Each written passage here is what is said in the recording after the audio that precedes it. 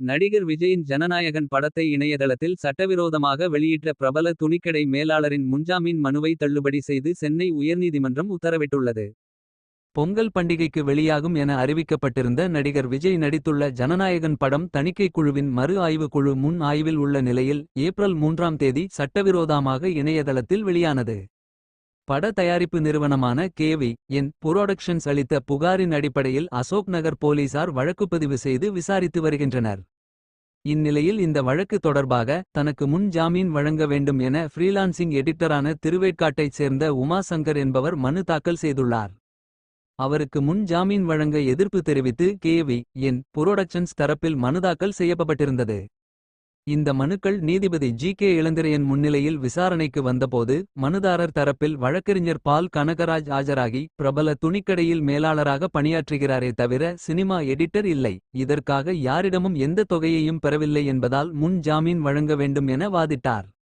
பட தயாரிப்பு நிறுவனமான KV.N புரோடக்ஷன்ஸ் தரப்பில் ஆஜரான வழக்கறிஞர் விஜயன் சுப்பிரமணியன் இந்த வழக்கில் கைது செய்யப்பட்டுள்ள பிரசாந்த் என்பவர்தான் இந்த படத்தை நகலெடுத்து துணிக்கடையில் வேலை பார்க்கும் தனது சகோதரர்களுக்கு அனுப்பியுள்ளார்.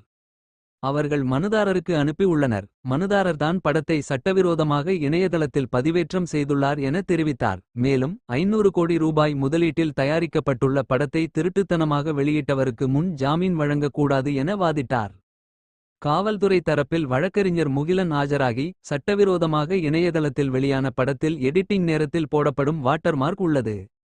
இதன் மூலம் எடிட்டிங் ஸ்டுடியோவில் இருந்துதான் வெளியாகியுள்ளது என்பது காவல்துறை விசாரணையில் தெரியவந்துள்ளது.